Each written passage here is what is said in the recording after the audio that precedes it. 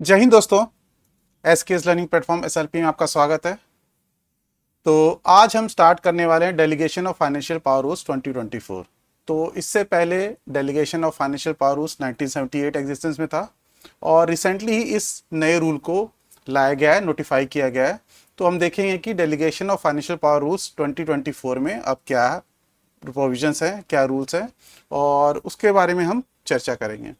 ठीक है, तो पहले एक बार देख लेते हैं ओवरव्यू इसका क्या है कि कौन कौन से रूल है, उनका टाइटल क्या है। टाइटल मतलब क्या क्या जो है हमारे पास रूल्स अब नए हैं, और फिर उसके बाद हम एक एक करके हम इसको डिस्कस करना स्टार्ट करेंगे। तो रूल नंबर 1, जैसे कि मैंने कंडक्ट रूल आपको कराया था, तो कंडक्ट रूल में ये भी बताया था कि हर एक रूल को बनाने का एक प्रोसीजर होता है और एक उसका खाका होता है। खाका यानी एक तरह से उसका बॉडी होता है जिसके अंदर मेन मेन चीज़ें रखी जाती है। तो जो बॉडी होती है उसके अंदर दो तीन चीज़ें तो कॉमन होती है हर रूल के अंदर, जैसे कि शॉर्ट टाइटल उसका होगा कि उसका क्या नाम है, कमेंसमेंट कब से वो फोर्स में आया वो लिखा होगा, पावर टू रिलैक्स हो सकता है, डेफिनेशन हो सकता है, और एक रिपील किसको किया, अगर पहले कोई रूल पहले से था तो उसको रिपील किया। ये जो जनरल चीज़ें हैं ये तो जनरली होती हैं, बाकी उस रूल के स्पेसिफिक क्या क्या चीज़ें और उसमें होनी चाहिए, मेन मेन रूल्स वो उसमें दिए होते हैं। ठीक है, तो इस तरीके से इसका अरेंजमेंट होता है किसी भी रूल का। तो रूल नंबर 1 है आपका शॉर्ट टाइटल एंड कमेंसमेंट, यानी उसका नाम क्या है और कब से वो फोर्स में आया है। रूल 2 है आपका पावर टू रिलैक्स, यानी रिलैक्स करने की पावर ये delegation of financial power rules में किसके पास होगी, इसके बारे में बताया गया है। थर्ड में डेफिनेशन है। डेफिनेशन बेसिकली क्या होता है, किसी रूल के स्पेसिफिक डेफिनेशन होती है, यानी जब हम delegation of financial power rules की बात करेंगे तो वहां पे किसी वर्ड को, किसी टर्म को किस तरीके से डिफाइन किया गया है वो इसमें बताया गया होता है। ठीक है, और डिटेल में इसकी चर्चा हम कर ही लेंगे अभी आज ही। Provision of funds by parliament, यानी अगर फंड्स का प्रोविजन करना है पार्लियामेंट को तो उसके तहत क्या क्या बातें हमें ध्यान में रखनी उसके बारे में है। तो ब्रीफली हम फटाफट देख लेते हैं। रूल 5 में general condition on power to sanction expenditure, तो एक्सपेंडिचर अगर सैंक्शन करना है तो उसके अंदर क्या जनरल कंडीशंस जिनको फॉलो करना है। Residuary powers of financial power जो है, तो रेजिडरी फाइनेंशियल पावर का मतलब क्या हुआ, रेजिडरी का मतलब कि अगर फाइनेंशियल पावर जो जो लोग हैं उनको दे दी गई, उसके बाद भी कई ऐसा फंक्शन बच जाता है जिसको एक्सरसाइज करने की जरूरत है, यानी जहाँ पे हमें किसी को कुछ फाइनेंस करना है या एक्सपेंडिचर के रिगार्डिंग हमें कोई सैंक्शन पास करना है, तो वो पावर किसके पास जाएगी उसके रिगार्डिंग यहाँ पे बताया गया है। सैंक्शन ऑफ एक्सपेंडिचर, यानी एक्सपेंडिचर का अगर सैंक्शन करना है, अप्रूवल करनी है, तो वो किस तरह से होगा, क्या क्या कंडीशन फॉलो करनी है। प्राइमरी यूनिट्स ऑफ अप्रोप्रिएशन, तो अप्रोप्रिएशन की प्राइमरी यूनिट क्या है, अप्रोप्रिएशन क्या होता है वो डिफाइन भी किया गया है, और प्राइमरी यूनिट उसकी क्या है वही बताया गया है। अलॉटमेंट ऑफ फंड्स, फंड कैसे अलॉट होंगे, अप्रोप्रिएशन और रीअप्रोप्रिएशन, उसके अंदर जनरल रेस्ट्रिक्शंस क्या है उसके बारे में रूल 10 में है। इंडेंट कॉन्ट्रैक्ट्स एंड परचेजेस, तो इसके बारे में दे रखा है रूल 11 के अंदर। पावर ऑफ सबऑर्डिनेट अथॉरिटीज, तो वो सबऑर्डिनेट अथॉरिटीज जिनको पावर डेलीगेट की जाएगी तो उनके क्या पावर्स रहेंगे उसके बारे में आपका रूल 12 में बताया गया है। Power of subordinate authorities to write off loss, अगर किसी ने लॉस कर दिया तो उसको किसके पास पावर होगी उसको रिट ऑफ करने के लिए, उसको माफ करने के लिए, ये रूल 13 में बताया गया है। इंश्योरेंस ऑफ गवर्नमेंट प्रॉपर्टी, तो गवर्नमेंट प्रॉपर्टी का अगर इंश्योरेंस करना है तो उसके अंदर किन किन बातों का ध्यान रखना है, क्या रूल्स हैं उसके बारे में हम जो है इस रूल के अंदर पढ़ लेंगे 14 के अंदर। 15 के अंदर है वेवर ऑफ रिकवरी और over payment made to government servant, अगर गवर्नमेंट सर्वेंट को ओवर पेमेंट हो गई तो उसकी रिकवरी कैसे करनी है या उसका वेवर कैसे होगा, तो उसके बारे में यहाँ पे बताया गया है। Expenditure on schemes and project, और प्रोजेक्ट और स्कीम्स हैं तो उसमें कोई खर्चा हो रहा है तो किस कमेटी के पास पावर होगी उसको अप्रूव करने के लिए और किसके पास हो जाएगा, इसके अंदर आप रूल 16 के अंदर बताया गया है। Grant in aid and loans, और लोन से रिगार्डिंग या ग्रांट इन एड है तो वहां पे कैसे फाइनेंशियल पावर डील की जाएगी उसके बारे में आपका 17 में डिस्कशन होगा। ट्रेडिंग ऑपरेशंस ये 18 में डिस्कस करेंगे। डिसमेंटल ऑफ पब्लिक बिल्डिंग्स ये 19 में डिस्कस होगा। Communication of sanction to audit, तो ऑडिट को जो भी आप सैंक्शन बनाते हैं उसको कम्युनिकेट करना है नहीं करना है कैसे करना है उसके बारे में ये आ जाएगा। रिपील्स एंड सेविंग्स, यानी क्योंकि ये जो अब नया रूल है 2024 का वो 1978 को रिपील कर रहा है, तो किस तरीके से 1978 के प्रोविजंस रिपील होंगे और उनमें से कौन कौन से प्रोविजन जो ऑलरेडी आपने इस्तेमाल कर लिए हैं, यानी उसको इन्वोक करके आपने कहीं पे अगर कोई काम किया है तो किस तरीके से उसके अंदर वो बचाव के बारे में वो सेविंग्स में आ जाएगा। और लास्ट में आपका एनेक्चर 1 एंड 2 जो है ये आपके हैं, ये रूल नहीं है 22-23, रूल 21 तक ही है और आपके लास्ट में ये एनेक्चर 1 और 2 जो है ये है। तो ये आपका ये पूरा एक तरह से अरेंजमेंट है रूल्स का, जो यहाँ पे हम डिस्कस करेंगे। ठीक है, तो फटाफट हम स्टार्ट करते हैं रूल 1 से। देखिए रूल 1 क्या कहता है। पहली बात तो ये नोटिफाई कब हुआ, तो ये जो नोटिफिकेशन आया रूल का आपका, ये delegation of financial power rules 2024, ये नोटिफिकेशन इसका आया आपका 22 मार्च को। और ये फोर्स में कब आया, इसका कमेंसमेंट कब हुआ, 1 अप्रैल 2024। ठीक है, सिर्फ नोटिफाई करने से जो है कोई रूल एग्जिस्टेंस में नहीं आता, ये फोर्स में नहीं आता, वो डेट बताई जाती है कि वो कब से आएगा। तो जैसे कि हम अभी कमेंसमेंट में पढ़ ही लेंगे कि इसमें ऑलरेडी यहाँ पे बता रखा है कि ये इफेक्ट में 1 अप्रैल 2024 से आएगा। तो इस वजह से आपको ये ध्यान में भी रखना है। और इसके ऊपर क्वेश्चन जो है 2016 के अंदर आया भी था SOLDC के अंदर, तो ये डेट जो थी वो भी इंपॉर्टेंट होती है कि कमेंसमेंट में कोई रूल कब आया है। तो चलिए स्टार्ट कर लेते हैं। तो स्टार्टिंग में कहा गया कि इन pursuance of clause 3 of article 77 of the constitution. अब ये आर्टिकल 77 क्या है, देखिए किसी भी रूल को बनाने के लिए ऐसा नहीं कि किसी का मन किया और उसने रूल बना दिया। हर रूल को बनाने के लिए, किसी भी लेजिस्लेशन को बनाने के लिए पावर जो है वो कॉन्स्टिट्यूशन देता है या कोई स्टैट्यूट देता है, तो यहाँ से पावर आती है। तो सबसे मेजर जो सोर्स है आपका पावर जो देता है वो है कॉन्स्टिट्यूशन। ठीक है, तो आर्टिकल 77 के क्लॉज 3 से पावर इन्वोक करके वहां से पावर लेके हमारे प्रेसिडेंट ने जो है ये इन रूल्स को बनाया है। तो आर्टिकल 77 के रूल 3, जो सब रूल 3 है, क्लॉज 3 कह लें हम, तो वहां से क्या पावर दी जाती है इसके बारे में थोड़ा जानना जरूरी है। क्यों जानना जरूरी है, क्योंकि एक क्वेश्चन आया था प्रीवियस ईयर के अंदर कि आर्टिकल 77 के 3 में यानी क्लॉज 3 के अंदर प्रेसिडेंट ने कौन कौन से रूल बनाए हैं। तो वहां पे आपका DFPR दे दिया, GFPR दे दिया, एक दो रूल इस तरीके से और लिख दिए। तो वहां पे आपको चूज करके बताना था कि कौन कौन से रूल जो है वो आर्टिकल 77 के 3 के क्लॉज में लेके बनाया गया है। तो आपको ये भी पता होना चाहिए। तो ये छोटी छोटी बातें भी जो है एग्जाम में पूछ ली जाती हैं। तो एक बार मैं शॉर्ट में बता देता हूँ। देखिए आर्टिकल 77 क्या कहता है। तो आर्टिकल 77 जो है वो आपका conduct of business of government of India बताता है, यानी गवर्नमेंट ऑफ इंडिया का बिजनेस किस तरीके से चलेगा उसके बारे में यहाँ पे गाइडलाइंस या प्रोविजन दिया गया है। तो all executive action of government of India shall be express to be taken in the name of president. तो जो भी गवर्नमेंट ऑफ इंडिया का एग्जीक्यूटिव एक्शन होता है वो प्रेसिडेंट के नाम पे किया जाता है। तो जैसे कि हम सब जो ज़्यादातर लोग हैं आप में से वो गवर्नमेंट सर्वेंट है, तो आपको पता होगा कि जो भी हम काम करते हैं वहाँ पे गवर्नमेंट ऑफ इंडिया का वो प्रेसिडेंट के नाम पे करते हैं। तो इसलिए एग्जीक्यूटिव एक्शन जो भी होता है वो प्रेसिडेंट के नाम पे होता है। ये क्लॉज 177 का ये कहता है। ये पूरा जो आर्टिकल है ये इंपॉर्टेंट है, अदरवाइज भी आपका ये क्वेश्चन इसमें से आता रहता है। अदरवाइज मतलब DFPR के अलावा भी। तो इस आप आर्टिकल को भी अच्छी तरह से समझ लें। सेकंड जो क्लॉज वो कहता है order and other instruments made and executed in the name of president shall be authenticated in such manner as may be specified in rules to be made by the president. तो कह रहे कि अगर कोई order है, कोई instrument है, instrument का मतलब जैसे कॉन्ट्रैक्ट साइन होता है तो उसको इंस्ट्रूमेंट बोला जाता है, या किसी की प्रॉपर्टी को हम खरीद रहे हैं, किसी प्रॉपर्टी को बेच रहे हैं तो उनको भी इंस्ट्रूमेंट बोला जाता है। अगर किसी तरीके का ऑर्डर या कोई इंस्ट्रूमेंट प्रेसिडेंट के नाम पे बन रहा है तो जरूरी नहीं कि प्रेसिडेंट हर बार उसको साइन करें। ठीक है, यानी प्रेसिडेंट के पास ना तो इतना टाइम होगा क्योंकि प्रेसिडेंट के नाम पे इतना सारा काम हो रहा है, तो उन्होंने क्या कर रखा है एक तरह से ऑथेंटिकेट करने के लिए उस ऑर्डर को या इंस्ट्रूमेंट को रूल्स बना रखे हैं। तो ये ऑलरेडी रूल्स बना हुआ है और ये नोटिफिकेशन डेटेड फ्रेंड्स हो इसके अंदर जो है ये दिया हुआ है। तो हम इसके डिटेल में इसलिए जाएंगे क्योंकि हमारा DFPR से रिलेटेड नहीं है, लेकिन आपको समझाने के लिए मैं फिर भी ये जो आर्टिकल 77 है पूरा समझा देता हूं। तो इसके अंदर इसके तहत रूल बना हुआ है और इसके अंदर बता रखा है कि कौन कौन सा ऑफिसर जो है ऑथेंटिकेट कर सकता है किसी ऑर्डर को या इंस्ट्रूमेंट को। तो ये रूल बना हुआ है, आप जाके चेक कर सकते हैं, ये सर्च कर सकते हैं, आपको ई-गज़ेट में भी मिल जाएगा। The validity of an order और instrument which is so authenticated. तो अगर इस तरह से किसी ने किसी गवर्नमेंट सर्वेंट ने या ऑफिसर ने ऑथेंटिकेट कर दिया इस इंस्ट्रूमेंट को, तो उसको क्वेश्चन में कहीं भी चैलेंज नहीं किया सकता। तो शैल not be called in question on the ground that it is not an order instrument made और एग्जीक्यूटेड बाय द प्रेसिडेंट।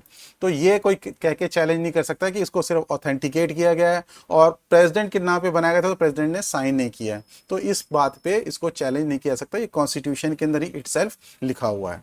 ठीक है, तो अब हम आ जाते हैं आर्टिकल 77 के क्लॉज 3 पे, जो मेन मुद्दा हमारा यहाँ पे है जिसको हम जानना चाहते हैं। तो आर्टिकल 77 का जो क्लॉज 3 वो क्या कहता है, the president shell make rules for more convenient transaction of business of government of India. तो प्रेसिडेंट के पास पावर है, वो क्या कर सकते हैं, रूल्स बना सकते हैं कन्वीनियंट ट्रांजैक्शन के लिए, कि जिससे जो गवर्नमेंट ऑफ इंडिया का लेन देन है, उसका बिजनेस है, बिजनेस का मतलब यही जो भी ऑफिस में हम काम करते हैं, स्कीम बनाते हैं या और तरह के काम करते हैं, इंफ्रास्ट्रक्चर बिल्ड करते हैं, तो जिस तरह के का भी काम है, ट्रांजैक्शन है, बिजनेस का है गवर्नमेंट ऑफ इंडिया का, उसको स्मूथ करने के लिए, उसको कन्वीनियंट करने के लिए प्रेसिडेंट जो है वो रूल बना सकते हैं। And for allocation among ministers of set business, और वो एलोकेट भी कर सकते हैं कि वो काम जो है एलोकेशन किस तरह से किस मिनिस्टर को होगा, इस दोनों के तहत जो है वो प्रेसिडेंट के पावर के रूल बना सकते हैं। तो यहीं से पावर डिराइव करके उन्होंने जो है इस रूल को DFPR 2024 को रूल को बनाया है। ठीक है, तो इसलिए ये इंपॉर्टेंट है। इस तरीके के और कौन कौन से रूल हैं जो बनाए गए हैं आर्टिकल 77 के तहत, ये आप जाके जरूर देख लेंगे, और जिससे क्या होगा, ये क्वेश्चन भी आया हुआ है तो उस क्वेश्चन को भी आप अटेम्प्ट कर पाएंगे। ठीक है, तो इसलिए आर्टिकल 77 के 3 में जो जो रूल बनाए गए हैं, इससे पावर डिराइव करके आप एक कंडक्ट रूल भी है जो आर्टिकल 77 के 3 से पावर डिराइव करके उस रूल को बनाया गया है। चलिए, तो आ जाते हैं मेन रूल पे हमारे। तो ये समझ में आ गया कि ये आर्टिकल 77 के क्लॉज 3 से पावर डिराइव करके प्रेसिडेंट जो है ये delegation of financial power rules 2024 यहाँ पे बना रहे हैं। तो क्योंकि किसी भी रूल को बनाने का ऐसा नहीं कि आप बिना पावर के बना सकते हैं, पावर मतलब लीगल पावर जो आपको कहीं से डिराइव हो रही है, कॉन्स्टिट्यूशन से डिराइव हो रही है, कॉन्स्टिट्यूशन में लिखा गया है या स्टैच्यूट में लिखा है, किसी एक्ट के अंदर लिखा गया है, फिर वहां से उस एक्ट की पावर से आप किसी रूल को बना रहे हैं। तो यहाँ पे जो प्रेसिडेंट की पावर है वो इटसेल्फ कॉन्स्टिट्यूशन से दी गई है आर्टिकल 77 के क्लॉज 3 से, और वहां से पावर डिराइव करके delegation of financial power rules 2024 को प्रेसिडेंट जो है वो यहाँ पे बना रहे हैं, ये यहाँ पे बताया। ठीक है, चलिए अब मेन रूल पे आ जाते हैं। तो रूल 1 क्या है, शॉर्ट टाइटल और कमेंसमेंट है। तो शॉर्ट टाइटल हम जान ही गए, इसका क्या है, जिसका नाम है delegation of financial power rules 2024। Commencement ये फोर्स में कब आएगा, यानी कब से ये इफेक्टिव हो जाएगा, ये आपका इफेक्टिव 1 अप्रैल 2024 से इफेक्ट में आ गया है। और जैसे कि इसमें एक रिपीलिंग क्लॉज भी मैंने बताया कि एक रिपील क्लॉज है, तो जब ये क्लॉज आ गया आपका जो डेलीगेशन है ऑफ फाइनेंशियल पावर 2024 आ गया, तो इससे क्या हो, जो पुराना DFPR था 1978 का, वो रिपील हो गया। तो ये मैंने नोट में ये जो ब्लू कलर में लिखता हूँ मैं, जनरली आपके मदद के लिए, यानी आपकी हेल्प के लिए, आप यहाँ से इसको पढ़कर समझ सकते हैं कि इससे क्या इम्पैक्ट आया। तो with coming into effect of DFPR 2024, the DFPR 1978 is hereby repealed as detailed in rule 21 of these rules. जो रूल 21 है वो रिपील का है रूल, और वहां पे हमने डिटेल में इसको पढ़ भी लेंगे, समझ भी लेंगे कि रिपीलिंग हुई कैसे और क्या क्या चीजें बच गई रिपील होने के बावजूद भी 1978 की। ठीक है, तो ये आपका फर्स्ट रूल था। रूल सेकंड पे कहते हैं पावर टू रिलैक्स। अब किसके पास ये जो रूल्स बनाए गए हैं उसके अंदर कुछ बातें बताएगी कि ये काम ऐसे करना है, ये काम ऐसे नहीं करना है। तो इन रूल्स को रिलैक्स करने की पावर किसके पास है, ये रूल 2 बताता है। तो जो महामहिम प्रेसिडेंट हैं, the president being satisfied that it is necessary और expedient so to do may by general और स्पेशल ऑर्डर। तो प्रेसिडेंट को अगर ऐसा लगता है, वो सेटिस्फाइड है और उन्हें लगता है ये जरूरी है कि हम काम को स्मूथ बनाने के लिए, उसको फास्ट करने के लिए ये जरूरी है कि हम कुछ चीज़ों को करें, तो वो इस रूल के तहत वो कर सकते हैं। और क्या क्या कर सकते हैं वो नीचे जो है इन्यूमरेट करके इस तरह से सीरियल नंबर से बताया गया। तो पहला काम क्या कर सकते हैं जनरल या स्पेशल ऑर्डर से प्रेसिडेंट अपने, रिलैक्स ऑल और any provision of this rules in relation to any authority. तो किसी अथॉरिटी को मान लो सपोज कोई पावर दी गई, ठीक है, पावर देने के अंदर बोला कि भाई ये इतने एक्सपेंडिचर तक का सैंक्शन कर सकता है, तो इस तरह की पावर को रिलैक्स करने के लिए कि नहीं भाई इस लिमिट तक ही नहीं, इससे ज़्यादा भी कर सकते हैं, या किसी रूल को कुछ भी करना हो, कम करना हो, ज़्यादा करना हो, किसी को पावर, किसी अथॉरिटी की पावर को बढ़ाना हो, घटाना हो, तो किसी भी तरीके से अगर उसको रिलैक्स करना है, उसको कम ज़्यादा करना है, तो वो जो है प्रेसिडेंट के पास पावर है, वो अपने किसी भी जनरल या स्पेसिफिक ऑर्डर से वो काम कर सकते हैं। तो जनरल और स्पेसिफिक का मतलब ये है कि जनरल तो हो गया कि जनरल सारी मिनिस्ट्री में एप्लीकेबल हो, और स्पेसिफिक मतलब कोई अथॉरिटी तो स्पेसिफिक उसी के रिगार्डिंग ही कोई ऑर्डर निकाल दिया तो वो स्पेशल ऑर्डर हो जाएगा। Delegate to any authority power in addition to power delegated under these rules. तो delegate to any authority power in addition to power delegated under these rules. अब मान लिया कि इन रूल्स के तहत DFPR 2024 के तहत किसी अथॉरिटी को कुछ पावर दी गई, उसके अलावा भी अगर चाहते हैं कि कोई एडिशनल पावर दी जाए, कोई एडिशनल पावर दे दें उनको हम, तो उस अथॉरिटी को एडिशनल पावर देने का की कैपेसिटी भी प्रेसिडेंट के पास ही है। ठीक है, तो यहाँ पे बोला कि अगर एडिशनल में कोई और पावर डेलीगेट करनी किसी अथॉरिटी को तो वो काम भी प्रेसिडेंट कर सकते हैं। रिड्यूस द पावर डेलीगेटेड, अगर किसी को पावर डेलीगेटेड है और उसको हम रिड्यूस करना चाह रहे हैं तो वो भी काम जो है प्रेसिडेंट के पास या प्रेसिडेंट द्वारा किया जा सकता है। Impose condition in addition to those specified by these rules, अब ये कह रहे हैं कि अगर मान लो हमने इन रूल के तहत कुछ कुछ कंडीशंस लगाई कि इस तरीके से सैंक्शन होगा, इस तरीके से नहीं हो सकता है, उसके अलावा हम कोई और रूल और कोई उसके अंदर कोई और टर्म ऐड करना चाहते हैं, कोई और कंडीशन ऐड करना चाहते हैं कि नहीं भाई इस तरीके से तो नहीं होगा, इस तरीके से भी नहीं हो सकता, तो जब हम एडिशनल कोई कंडीशन जो है इंपोज करना चाहते हैं तो भी इन रूल्स के तहत किया जा सकता है और प्रेसिडेंट जो है अपने जनरल या स्पेसिफिक ऑर्डर से इस तरीके का काम कर पाएंगे। Withdraw from any authority all और any of the power delegated under these rules, और विड्रॉ करना है किसी अथॉरिटी से, देखिए किसी अथॉरिटी की पावर को बढ़ाना या कम करना वो तो अलग बात होगी, विड्रॉ का मतलब कि पूरी तरह से वो पावर लेना चाहते हैं तो वो पावर भी जो है प्रेसिडेंट के पास है कि प्रेसिडेंट अपने स्पेसिफिक या जनरल ऑर्डर से किसी भी अथॉरिटी से जो भी उनके पावर डेलीगेटेड की थी उनके ऊपर तो उसको वापस ले लें, तो ये भी काम जो है वो प्रेसिडेंट कर सकते हैं।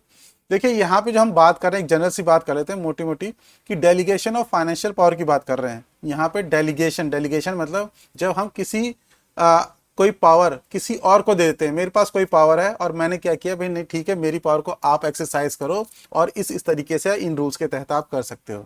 तो बेसिक एक जो आपको समझना है कि डेलीगेशन और यहाँ पे फाइनेंशियल पावर की हम बात कर रहे हैं कि किस तरीके से फाइनेंशियल पावर को डेलीगेट किया सकता है दूसरे को ताकि वो उन्हीं पावर को एक्सरसाइज कर सके।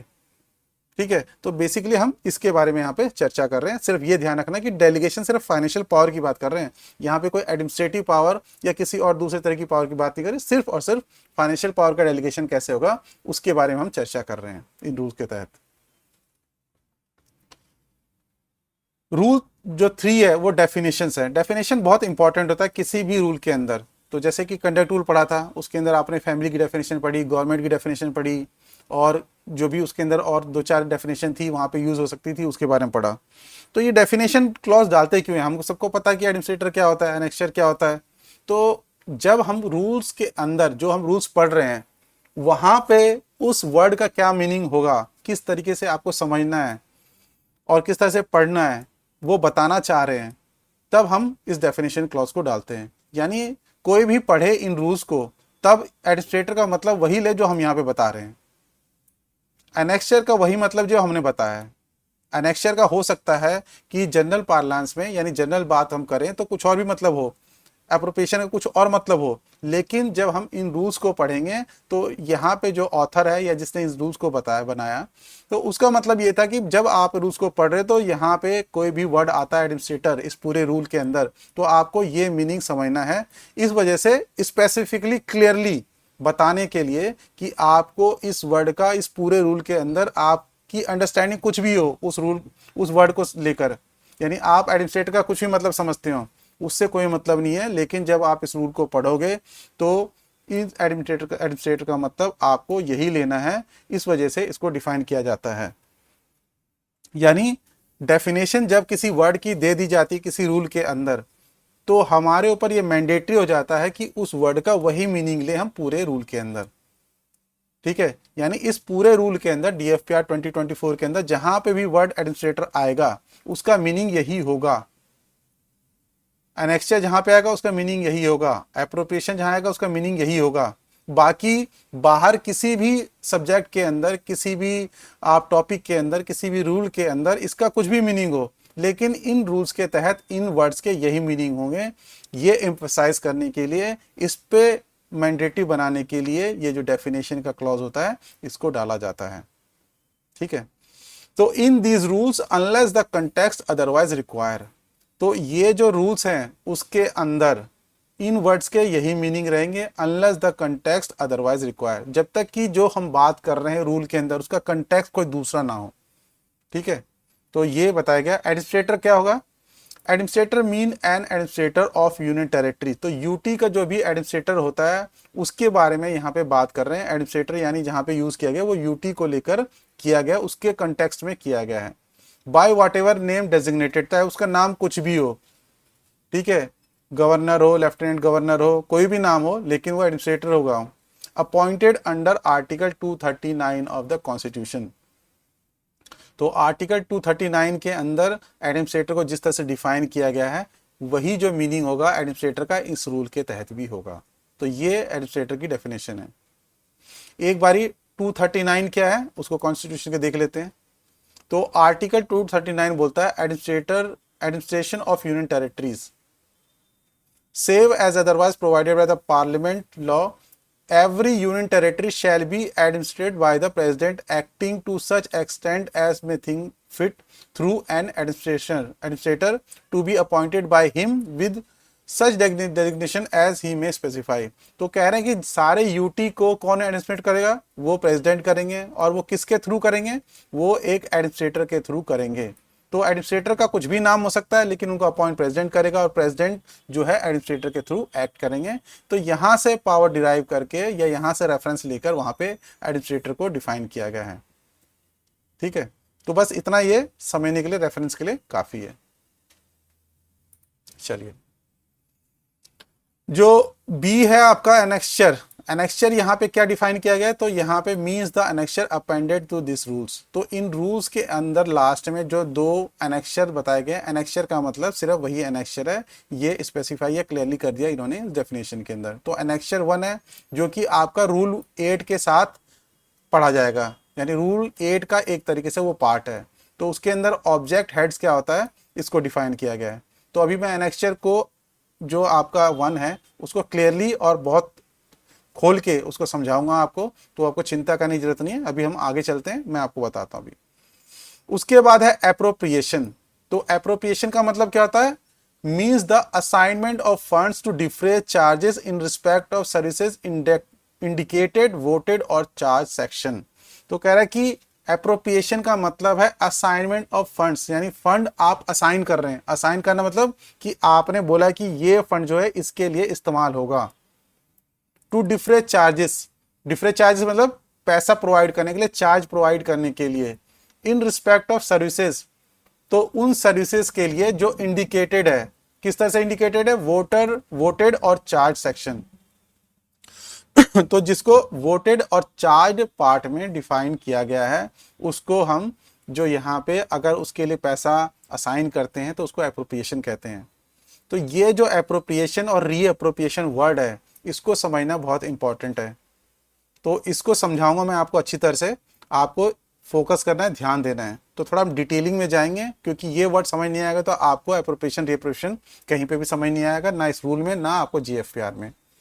तो जीएफआर में समझ नहीं आएगा, इसलिए मैं यहाँ पे आपको क्लियरली समझा देता हूँ। देखिए, इसके अंदर कुछ कुछ वर्ड है जो आपको समझना बहुत जरूरी है, उसको पहले नोट कर लें। एक तो आपका वोटेड है, कि वोटेड क्या होता है और चार्ज क्या होता है, ठीक है। और असाइनमेंट ऑफ फंड्स तो आपको समझ में आएगा कि असाइनमेंट फंड का मतलब कि सिर्फ आपने ये फंड बोला कि इस चीज के लिए इस्तेमाल किया जाएगा। तो असाइनमेंट ऑफ फंड्स किस तरीके से गवर्नमेंट करती है, गवर्नमेंट ऑफ इंडिया करती है, उसके बारे में भी मैं आपको डिटेल में भी बता देता हूँ, ठीक है। तो असाइनमेंट ऑफ फंड समझ में आ गया कि असाइनमेंट ऑफ फंड होता है, एप्रोप्रिएशन का मतलब क्या होगा कि आपने फंड असाइन कर दिया। देखिए, गवर्नमेंट ऑफ इंडिया में असाइनमेंट ऑफ फंड्स तो आपने लिख दिया, बहुत सिंपल सी बात बोल दी, लेकिन तरीका होता है, क्योंकि हम लीगली बाइंड हैं। कॉन्स्टिट्यूशन क्या बोलता है, इस तरीके से आप फंड एलोकेट कर सकते हैं। फंड कहां से आएगा, आपका कंसोलिडेटेड फंड ऑफ इंडिया से आता है। तो consolidated fund of India, short में सीएफआई, उससे पैसा निकालना ऐसा नहीं कि अपनी मर्जी से निकाल लिया, वो पार्लियामेंट के अंदर उसका सैंक्शन होता है, एक तरीके से उस पर वोटिंग होती है। तो पूरा प्रोसीजर क्या है उसके बारे में हम जान लेते हैं। तो ये कॉन्स्टिट्यूशन ऑफ इंडिया का आपका आर्टिकल 112 से 116 के बीच में पूरा डिटेल में इसको समझा रखा है। तो हम ब्रीफली एक देख लेते हैं कि किस तरीके से असाइनमेंट ऑफ फंड होता है, क्या कॉन्स्टिट्यूशन प्रोविजन है, फिर उसके बाद डिमांड फॉर ग्रांट क्या होता है, एप्रोप्रिएशन बिल क्या होता है, और डिटेल्ड डिमांड फॉर ग्रांट क्या होता है जिसके थ्रू पैसा आता है। तो ये सारी बातें जो हम समझ लेते हैं ताकि आगे हमें कोई दिक्कत ना आए, ठीक है। तो पहले हम कॉन्स्टिट्यूशन प्रोविजन देख लेते हैं कि क्या आर्टिकल 112 से 116 में बताया गया है। तो प्रोसीजर इन फाइनेंशियल मैटर्स, तो फाइनेंशियल मैटर में क्या क्या प्रोसीजर होगा, कॉन्स्टिट्यूशन के अंदर आर्टिकल 112 से 116 के तहत दिया गया है। तो annual financial statement, annual financial statement क्या है आपका, एनुअल फाइनेंशियल स्टेटमेंट ही आपका बजट है जो हर साल पेश किया जाता है। The president shell in respect of every financial year cause to be laid before both the houses of parliament a statement of estimated receipts and expenditure of the government of India for that year in this part referred to as annual financial statement। तो president क्या करेंगे, हर साल दोनों houses यानी आपका लोकसभा और राज्यसभा के सामने एक स्टेटमेंट पेश करेंगे जिसके अंदर रिसीट कितना पैसा आ रहा है, कितना एक्सपेंडिचर हो रहा है गवर्नमेंट ऑफ इंडिया का, उसके बारे में ब्यौरा होगा, जिसको आप एनुअल फाइनेंशियल स्टेटमेंट कहते हैं या जिसको हम सामान्य भाषा में, आम भाषा में बजट भी बोलते हैं। The estimate of expenditure embodied in the annual financial statement show separately. तो उसमें जो आपका बजट है उसमें सेपरेटली क्या क्या दिखाया जाएगा उसके बारे में डिटेल बता रही है। The sum required to meet expenditure described by this constitution as expenditure charge upon the consolidated fund of India. तो यहां चार्ज वर्ड यूज किया गया। चार्ज का मतलब क्या है, तो चार्ज का यहां डिटेल नीचे बता रखा है। चार्ज का मतलब ये होता है कि ऐसा एक्सपेंडिचर जिसके अंदर कोई कट नहीं लग सकता, ऐसा एक्सपेंडिचर जिसको वोट नहीं करते पार्लियामेंट के अंदर, हाँ डिस्कशन भले हो सकता है, तो उसको charge upon consolidated fund of India बोलते हैं। तो ये वर्ड आपका यहाँ पे भी इस डेफिनेशन में भी इस्तेमाल हो रहा है, वोटेड और चार्ज। तो इसलिए वोटेड और चार्ज का मतलब क्या हुआ, वोटेड तो वो हुआ ऐसा एक्सपेंडिचर जिसको पार्लियामेंट के अंदर वोट किया जाता है। ठीक है, अब वोट कैसे किया जाता है वही मैं बताऊंगा। वोटेड जब वो पार्लियामेंट के अंदर आप उस अमाउंट को मांगेंगे तो उसके ऊपर वोटिंग होती है, डिस्कशन होता है, वो कट कम भी हो सकता है। ठीक है, जबकि जो चार्ज है यानी जो कंसोलिडेटेड फंड ऑफ इंडिया में चार्ज है वो जनरली कम नहीं किया जाता, उसको कट नहीं लगाया सकता, उसको डिस्कशन हो सकता है लेकिन उस पर वोट भी नहीं होता। ठीक है, तो वोटेड और चार्ज में ये फर्क है कि वोटेड जो एक्सपेंडिचर है उस पर वोट किया जाता है पार्लियामेंट के अंदर, और चार्ज जो है उस पर वोट नहीं किया जाता, उसको क्या है एज इट इज जो है पास हो सकता है वो। ठीक है, तो अब आगे आ जाते हैं इसके अंदर हम कॉन्स्टिट्यूशन के अंदर। द सम, तो charge upon consolidated fund of India आपको समझ आएगा मैं उम्मीद करता हूं। तो चार्ज का मतलब यानी, और वो चार्ज के एग्जांपल ही बता देता हूं। चार्ज के अंदर कौन सा आगे, expenditure charge on the consolidated fund of India में आता है प्रेसिडेंट की सैलरी, उनके जो अलाउंसेस हैं। तो ये सब चीजें जो है आप कम नहीं कर सकते। ठीक है, वो तो पास करना ही पड़ेगा, तो इसलिए इसको कट नहीं लगता, ना इस पे वोट होता है, डिस्कशन भले हो सकता है। चेयरमैन की सैलरी हो गई, डिप्टी चेयरमैन की सैलरी हो गई, डिप्टी चेयरमैन चेयरमैन आपके राज्यसभा के, स्पीकर है लोकसभा के, डिप्टी स्पीकर है, कोई डेप्थ चार्जेस है, सुप्रीम कोर्ट की सैलरीज है जो जजेस हैं, हाई कोर्ट के जजेस उनकी सैलरी है। तो ये सारा जो एग्जाम्पल है ये आपका चार्ज एक्सपेंडिचर का है। तो इसीलिए चार्ज एक्सपेंडिचर, क्योंकि आपको ये फिक्स सैलरी है, इस पर कट नहीं ले सकता, ये सारे कॉन्स्टिट्यूशनल बॉडीज हैं, तो इस वजह से ये चार्ज पे जो है वोट नहीं होता, ना इसको कम किया जाता है। जबकि दूसरे जो एक्सपेंडिचर है जैसे कि आपका जो स्कीम में पैसा जाना है, तो ये सारा जो अमाउंट होता है वो चार्ज के अलावा हो गया, वो वोटेड में आ गया आपका। यानी मिनिस्ट्री में कितना पैसा जाना है स्कीम के लिए या किसी इंफ्रास्ट्रक्चर बिल्डिंग के लिए, तो ये सारा आपका जो है वोटेड में काउंट हो जाएगा। तो चार्ज और वोटेड में ये डिफरेंस है कि उस पर वोट होता है, चार्ज के अंदर कोई वोट नहीं होता, क्योंकि वो मैंडेटरी एक तरह से कंपल्सरी एक्सपेंडिचर आम भाषा में समझ सकते हैं कि वो उस तरह का एक्सपेंडिचर है। ठीक है, उसके बाद आगे बात कर लेते हैं procedure in parliament with respect to estimates. तो अब आगे प्रोसीजर क्या है, तो बता दिया कि चार्ज ये होगा, वोटेड ये होगा, इस तरह की चीजें होंगी, लेकिन आगे प्रोसीजर क्या होगा उसके बारे में बता रहे हैं। So much of the estimate as relate to the expenditure charge. तो जो एक्सपेंडिचर चार्ज वाला होगा CFI के ऊपर, उसको क्या करेंगे, shall not be submitted to vote of parliament. तो जैसा कि हम बात कर रहे हैं उसको पार्लियामेंट के सामने वोट के लिए नहीं रखा जाता, यहां पे बता दिया। But nothing in this clause shall be considered in preventing discussion in either house of the parliament any of those estimate. लेकिन उसके ऊपर डिस्कशन हो सकता है किसी भी हाउस के अंदर, ये उन्होंने ये भी बोला है कि ठीक है वोट नहीं कर सकते, लेकिन उसके ऊपर डिस्कशन जो है दोनों में से किसी भी हाउस पे वो चार्ज जो एक्सपेंडिचर उस पर हो सकता है। और क्या कह रहे हैं, so much of the said estimate as relate to other expenditure. तो चार्ज के अलावा बाकी जो वोटेड बच गया उसका कैसे प्रोसीजर रहेगा, वो कह रहे हैं shall be submitted in the form of demand for grants to the house of people. यानी लोकसभा के अंदर डिमांड फॉर ग्रांट्स के तौर पर रखा जाएगा। तो ये डिमांड्स ऑफ ग्रांट क्या भला है, तो डिमांड ऑफ ग्रांट्स क्या है, बेसिकली एक मिनिस्ट्री डिपार्टमेंट के अंदर कितना पैसा उनको जरूरत है, कितने की डिमांड है ग्रांट की, वो डिमांड फॉर ग्रांट आप कह सकते हैं आम भाषा में। तो डिमांड ऑफ ग्रांट का एक आपको एग्जांपल दिखा देता हूं। तो ये देखिए, ये डिमांड फॉर ग्रांट है, जिसको अनुदानों की मांगे हिंदी में बोलते हैं, demand for grant of central government 2024। ठीक है, तो इसके अंदर दिखा देता हूं मैं आपको क्या होता है। ये अभी आपने देखा होगा, ये अलग अलग मिनिस्ट्री के यहाँ पे सीरियल लिस्ट में दे रखा है कि मिनिस्ट्री होगी उसको कितना पैसा जाना है, ये सारा पूरा यहाँ पे डिटेलिंग यहाँ पे बता रखा है। ये आपका आर्टिकल किसके अंदर किसके तहत क्या क्या किया जाता है ये भी इसमें पूरी तरह से बता रखा है। चार्ज होगा, वोटेड होगा, ये सारा जो डिटेल है वहां पे आपका कॉन्स्टिट्यूशन प्रोविजन वो भी एक इंट्रोडक्शन में यहाँ पे बताया गया है। तो चलिए ये देख लीजिए आपका, जैसे ये मिनिस्ट्री ऑफ एग्रीकल्चर है, इसके नीचे डिपार्टमेंट्स होंगे। तो डिपार्टमेंट्स के अंदर वोटेड कितना अमाउंट है, चार्ज कितना अमाउंट है, ये पूरा यहाँ पे कितनी उसकी रिक्वायरमेंट है उसका ब्यौरा यहाँ पे दिया जाता है। तो इतना पैसा यानी इस डिपार्टमेंट को वोटेड के अंदर चाहिए। ये तो 22-23 का है, 22-23 में इसको मिला होगा। तो यहाँ पे कितना चाहिए अभी के बारे में, तो ये आपका एस्टिमेट है, ये वोटेड का एस्टिमेट है। तो जहां पे कुछ चार्ज का चाहिए होता है, जैसे ये दूसरा डिपार्टमेंट है, डिपार्टमेंट वाइज है, जहां पे डिपार्टमेंट छोटे होते हैं वो डिपार्टमेंट को एक ही तहत रखा जा सकता है, दो डिपार्टमेंट का भी एक पूरा वो जो हेड हो सकता है। तो यहाँ में जो डिमांड फॉर ग्रांट्स में है, यहाँ पे चार्ज का कितना अमाउंट चाहिए और वोटेड का कितना अमाउंट चाहिए, इसके दूसरे जो डिपार्टमेंट है कितना है, ये सारा इस तरह से डिपार्टमेंट वाइज जो है एक मिनिस्ट्री के अंदर सब डिपार्टमेंट वाइज जो है ये ब्यौरा दिया गया होता है। तो ये आपका डिमांड फॉर ग्रांट्स है, यानी आपको डिमांड फॉर ग्रांट्स के अंदर हम बताते हैं कि इतने पैसे हमें चाहिए, फिर वो पार्लियामेंट के अंदर अप्रोप्रिएशन बिल जाता है, उसके थ्रू पैसा जो है कंसोलिडेटेड फंड ऑफ इंडिया से आता है।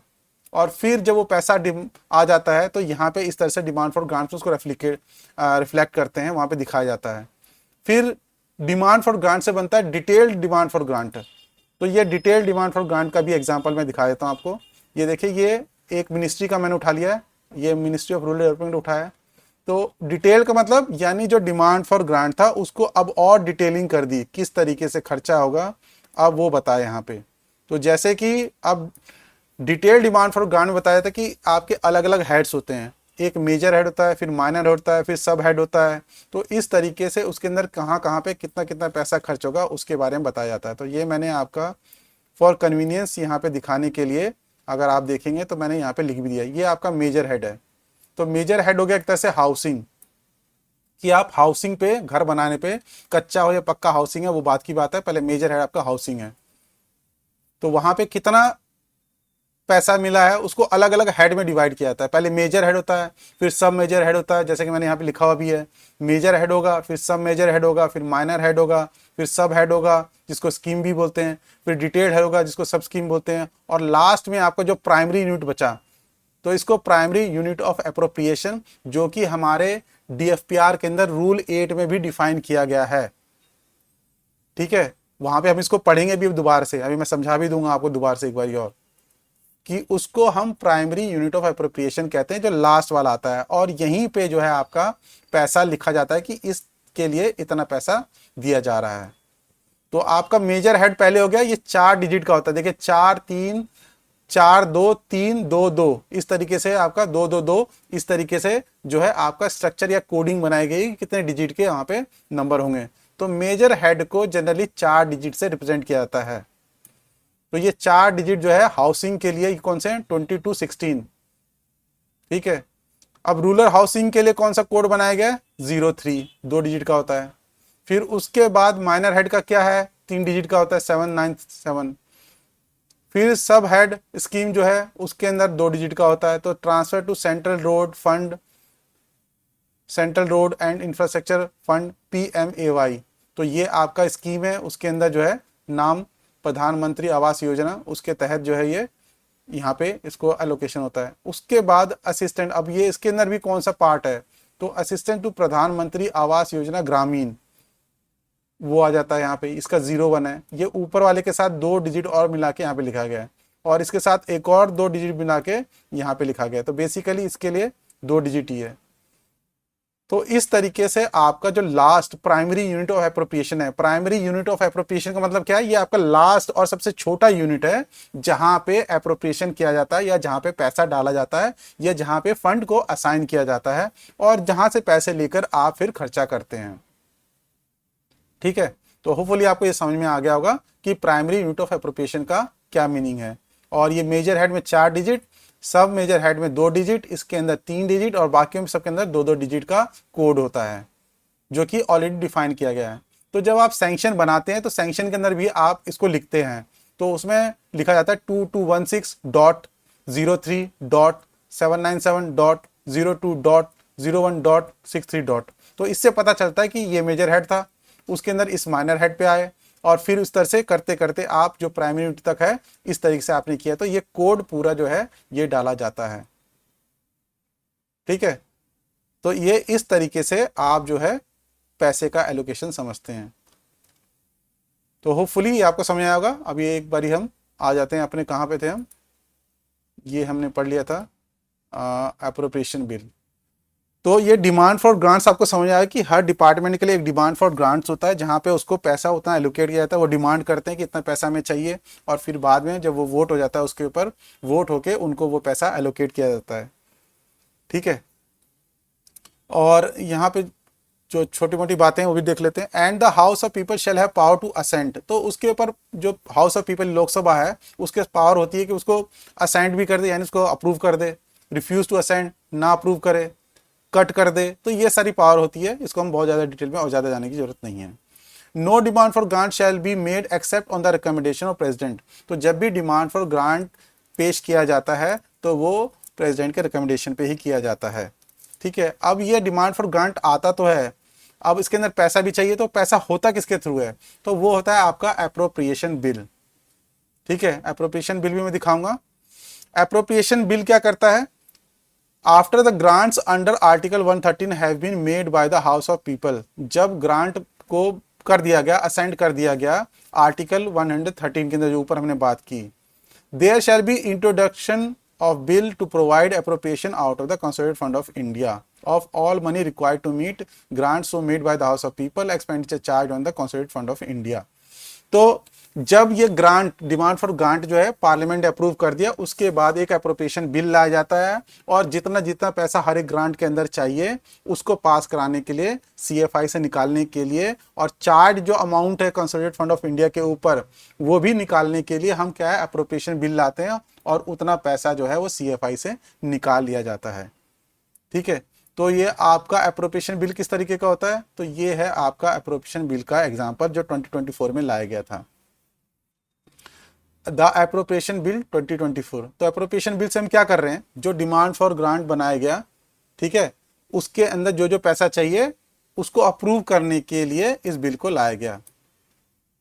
तो a bill to authorise payment and appropriation of certain further sum, appropriation का मतलब समझ में आया कि एप्रोप्रिएशन का मतलब कंसोलिडेटेड फंड ऑफ इंडिया से निकालना, और जिस डिपार्टमेंट को जितना जितना पैसा चाहिए उतना उतना देना, वो एप्रोप्रिएशन हुआ। ठीक है, उसके अंदर चार्ज है तो भी, वोटेड है तो भी। तो चार्ज यानी अगर ऐसा अमाउंट जिसके ऊपर डिस्कशन ही सिर्फ हो सकता है, और जैसे प्रेसिडेंट की सैलरी है और इस तरह की सैलरी, जो चीज़ें जो आप फिक्स्ड हैं, तो उनके लिए वो उन पे वोट नहीं होता, उसको कट नहीं किया जाता। तो चार्ज हो चाहे वोटेड हो, दोनों को निकालने के लिए इस तरह से एप्रोप्रिएशन बिल लाया जाता है, और फिर उन पैसे को निकालने के बाद सीएफआई से सब मिनिस्ट्री डिपार्टमेंट को इस तरीके से दे दिया जाता है जैसे कि मैंने बताया, और फिर डिटेल डिमांड ऑफ ग्रांट के तहत जो डिपार्टमेंट है वो अलग अलग हेड के अंदर खर्चा करता है अपना। तो ये पूरा प्रोसीजर है। ठीक है, तो एप्रोप्रिएशन बिल को थोड़ा सा मैं बता देता हूँ इसके अंदर। तो इसको एप्रोप्रिएशन बिल ये बोला गया है। अब ये जैसे कि देखेंगे आपको इस साल जो पूरा पैसा निकालेगा तो वो कितना था, 2,299 करोड़, 54 लाख ओनली, इतना जो है पैसा एप्रोप्रिएशन बिल के थ्रू सीएफआई से निकाला गया था। और यहाँ कॉलम में ये बताया गया, जैसे देखिए अलग अलग डिपार्टमेंट के लिए कितना पैसा दिया गया उनको, वोटेड में कितना पैसा दिया गया, चार्ज में कितना पैसा दिया गया, वो यहाँ पे बताया गया, और सम कितना हो गया। तो जिस डिपार्टमेंट के अंदर चार्ज नहीं है तो यहाँ पे ब्लैंक है। तो जैसे कि मिनिस्ट्री ऑफ डिफेंस है, वहाँ पे वोटेड का भी पैसा है और चार्ज का भी पैसा है, तो टोटल मिला के इतना पैसा उनको दिया गया डिमांड फॉर ग्रांट्स के तहत, उसके थ्रू। और फिर बाद में वो डिपार्टमेंट जो होगा डीडीजी के थ्रू अपना डिटेल डिमांड फॉर ग्रांट के थ्रू जिस जिस हेड में पैसा दिया गया उसमें खर्चा कर लेगा। ठीक है, तो इस तरीके से किया जाता है। दूसरा एक बात और भी ध्यान में रख लो आप कि ये जो है रिकमेंडेशन में किया जाता है प्रेसिडेंट के, तो यहाँ पे एक चीज ये भी मिलेगी आपको, president recommendation under article 117 of the constitution of India. एक तो ये मनी बिल है, तो मनी बिल जो होता है उसके लिए प्रेसिडेंट की रिकमेंडेशन चाहिए होती है, तो इस वजह से भी ये जो है आपका प्रेसिडेंट की रिकमेंडेशन को इस बिल के साथ लगाया जाता है कि ये जो है ऑलरेडी प्रेसिडेंट की रिकमेंडेशन है इस बिल के लिए। ठीक है, तो होपफुली आपको ये आप समझ जाओगे कि प्रोसेस क्या होता है। यानी सीएफआई के अंदर पैसा है आपका, सीएफआई के अंदर पैसा है तो डिमांड फॉर ग्रांट अलग अलग डिपार्टमेंट ने किया। ठीक है, उस डिमांड फॉर ग्रांट को अप्रूवल मिल गई पार्लियामेंट की, अप्रूवल मिलने के बाद वो पैसा सीएफआई से निकालना भी है, तो आपने अप्रोप्रिएशन बिल लिया है, अप्रोप्रिएशन बिल अप्रूव हो गया तो उतना उतना पैसा हर डिपार्टमेंट को मिल गया। डिपार्टमेंट को पैसा मिल गया तो अपना वो डिटेल डिमांड फॉर ग्रांट के तहत लेकर अलग अलग जो हेड है उसके अंदर जाएगा और जो प्राइमरी यूनिट है उसके तहत उतना उतना खर्चा कर लेगा डिवाइड करके। ठीक है, तो ये आपका पूरा प्रोसीजर जो है वो एप्रोप्रिएशन का प्रोसेस कहलाता है। तो यहाँ पे आपको समझ में आ गया कि means the assignment of fund, जो फंड हम असाइन करते हैं टू डिफरेंट चार्जेस, मतलब चार्जेस प्रोवाइड करने के लिए इन रिस्पेक्ट ऑफ सर्विसेज। अब सर्विसेज कुछ कुछ भी हो सकती हैं, जैसे कि वोटेड भी हो सकती हैं, चार्ज सेक्शन में हो सकती है सर्विसेज, जैसे कि हमने अभी देखा। ठीक है, तो इस तरीके से आपका एप्रोप्रिएशन होता है। Competent authority in respect of the power to be exercise under any of these rules, तो कॉम्पिटेंट अथॉरिटी इन रूल्स के तहत कौन होगा? द प्रेसिडेंट और such other authority to which power is delegated. तो यहाँ पे कॉम्पिटेंट अथॉरिटी इन रूल्स के तहत प्रेसिडेंट है या कोई ऐसी दूसरी अथॉरिटी जिनको ये पावर डेलीगेट की गई है। अब वो डेलीगेशन बाय स्पेशल रूल भी हो सकता है, जनरल रूल भी हो सकता है जो गवर्नमेंट ऑफ इंडिया ने निकाले हो। तो ये बेसिकली बात बताइए। Department of government of India, तो इन रूल्स के अंदर अगर डिपार्टमेंट ऑफ गवर्नमेंट इंडिया की बात कर रहे हैं तो वो क्या मीनिंग होगा उसका? तो डिपार्टमेंट अगर बात कर रहे हैं तो उसके अंदर मिनिस्ट्री भी आएगी। यानी कहने का मतलब ये है कि अगर यहाँ पे हम यूज कर रहे हैं कि department of government of India के अंदर किसी ऑफिसर को ये करने की आज़ादी है या मतलब ये करने के लिए अथॉरिटी दी जाती है, तो इसका मतलब वो मिनिस्ट्री के अंदर भी उस जो ऑफिसर है उसको वो अथॉरिटी है। ऐसा नहीं सिर्फ डिपार्टमेंट अगर वर्ड यूज किया गया तो डिपार्टमेंट भी होगा। तो डिपार्टमेंट का मीनिंग मिनिस्ट्री भी होगी, डिपार्टमेंट भी होगा, सेक्रेटेरिएट भी होगा और कोई दूसरा ऑफिस भी होगा जो टाइम टू टाइम नोटिफाई किया गया है first schedule to the government of India allocation of business rules. तो अगर आप लोगों ने एलोकेशन ऑफ बिजनेस रूल पढ़ा होगा जो कि कैबिनेट सेक्रेटेरिएट की साइट पे अवेलेबल रहता है हमेशा, तो आपने देखा होगा कि उसका फर्स्ट शेड्यूल बताता है कि कौन कौन से मिनिस्ट्री, डिपार्टमेंट, ऑर्गेनाइजेशन जो है हमारे गवर्नमेंट ऑफ इंडिया के अंदर है। तो उसके अंदर अगर आप देखेंगे तो वहाँ पे अलग अलग हमारी जो भी मिनिस्ट्री है उसके नीचे जो भी डिपार्टमेंट है वो सारे उसके अंदर एक्सप्लेन कर रखे हैं कि ये हमारे मिनिस्ट्री और डिपार्टमेंट है। तो ये फर्स्ट शेड्यूल में एलोकेशन ऑफ बिजनेस रूल्स में आपको मिल जाएगा फर्स्ट शेड्यूल के अंदर। मिनिस्ट्री भी वहाँ पे दी गई है, डिपार्टमेंट दी गई है, सेक्रेटरीट भी दिए गए। तो इस तरीके से वो बता रहे कि वहाँ पे जितने भी फर्स्ट शेड्यूल में जिन जिन मिनिस्ट्री, डिपार्टमेंट को, सेक्रेटरीट को जिसको भी नोटिफाई किया गया है वो सारे जो हैं वो आपके डिपार्टमेंट कहलाएंगे गवर्नमेंट ऑफ इंडिया के। अब रिसेंटली क्योंकि वाइस प्रेसिडेंट का भी सेक्रेटरीट बन गया है और जिसको अभी एलोकेशन ऑफ बिजनेस रूल्स में अपडेट नहीं किया गया है, तो इस वजह से उन्होंने साथ में इसको अलग से लिख दिया है कि ये वाइस प्रेसिडेंट का जो सेक्रेटेरिएट है वो भी डिपार्टमेंट कहलाएगा। ठीक है, तो इसको अलग लिखने का ये सिर्फ एक सिंपल सा रीजन यही है क्योंकि जो फर्स्ट शेड्यूल है आपका एलोकेशन ऑफ बिजनेस रूल का उसके अंदर वाइस प्रेसिडेंट के सेक्रेटरीट के लिए क्या एलोकेशन होना चाहिए वो भी नहीं डाला गया है, तो इस वजह से उसको अलग से यहाँ पे लिखा गया है कि वो भी एक डिपार्टमेंट है गवर्नमेंट ऑफ इंडिया का। चलिए, फाइनेंस मिनिस्ट्री किसको डिफाइन किया गया इन रूल्स के तहत? तो यहाँ पे फाइनेंस मिनिस्ट्री का मतलब होगा department of expenditure, ministry of finance का। देखिए, मिनिस्ट्री ऑफ फाइनेंस के अंदर 6 डिपार्टमेंट है, एक्सपेंडिचर है, इकोनॉमिक अफेयर्स है, फाइनेंशियल सर्विसेज है और इस तरह के और भी है, हम डिटेल में जाते हैं, रेवेन्यू भी है। तो हमें मेन जो यहाँ पे इन रूल्स के तहत मीनिंग होगा, अगर हम फाइनेंस मिनिस्ट्री लिख रहे हैं तो फाइनेंस मिनिस्ट्री का मतलब होगा department of expenditure, ministry of finance का, ना कि कोई और डिपार्टमेंट या ना कि पूरा मिनिस्ट्री। तो जहां पे भी ये वर्ड इस्तेमाल करेंगे फाइनेंस मिनिस्ट्री, उसका मतलब डिपार्टमेंट ऑफ एक्सपेंडिचर होगा। Provided that where scheme of integrated financial adviser is in force. तो जहाँ जहाँ डिपार्टमेंट के अंदर इंटीग्रेटेड फाइनेंशियल एडवाइज़र है और उस डिपार्टमेंट में वो काम कर रहा है, तो वो इंटीग्रेटेड फाइनेंशियल एडवाइज़र जो होगा, आईएफए जो होगा, वो फाइनेंस मिनिस्ट्री यानी डिपार्टमेंट ऑफ एक्सपेंडिचर के सुपरविजन के तहत उस डिपार्टमेंट में काम कर सकता है फाइनेंस मिनिस्ट्री का। यानी फाइनेंस मिनिस्ट्री या डिपार्टमेंट ऑफ एक्सपेंडिचर जो है अपने पावर को डेलीगेट कर सकता है आईएफए को। तो जनरली जो आईएफए होता है आपका डिपार्टमेंट के अंदर, वो कह सकते हो कि फाइनेंस मिनिस्ट्री या डिपार्टमेंट ऑफ एक्सपेंडिचर का एक नुमाइंदा है, उसने पावर डेलीगेट करके वहां पे बिठाया हुआ है अपने ही शॉर्ट फॉर्म में, या अपने आप को वहां पर रिप्रेजेंट करने के लिए वहां पे बिठाया हुआ है। तो आईएफए एक तरीके से आपका department of expenditure, ministry of finance को रिप्रेजेंट करता है आपके डिपार्टमेंट के अंदर। तो इसीलिए वो देखोगे कि आपके जो भी एक्सपेंडिचर होते हैं उसके अंदर वो कट लगा देता है। ठीक है, तो इसीलिए ये डेफिनेशन इंपॉर्टेंट है आपकी फाइनेंस मिनिस्ट्री। यहाँ पे फाइनेंस मिनिस्ट्री भी डिफाइन किया गया और मिनिस्ट्री ऑफ फाइनेंस भी डिफाइन किया गया है। देखिए कमाल की बात यह है कि जब हम जनरल बात करते हैं तो फाइनेंस मिनिस्ट्री और मिनिस्ट्री ऑफ फाइनेंस को एक ही काउंट करते हैं, एक ही तरह से मानते हैं कि दोनों सेम है, लेकिन यहाँ डेफिनेशन में अलग तरह से डिफाइन किया गया है।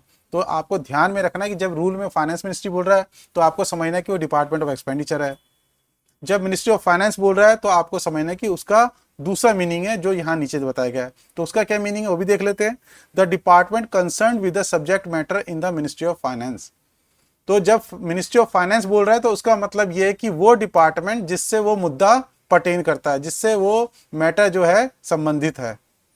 ठीक है, तो ये बताया। तो मिनिस्ट्री ऑफ फाइनेंस का मतलब है मिनिस्ट्री ऑफ फाइनेंस का वो डिपार्टमेंट, यानी वो ऑर्गेनाइजेशन, वो एस्टेब्लिशमेंट मिनिस्ट्री ऑफ फाइनेंस का जिससे आप रेफर कर रहे हो, उससे वो मुद्दा पर्टेन करता है, उससे वो संबंधित है।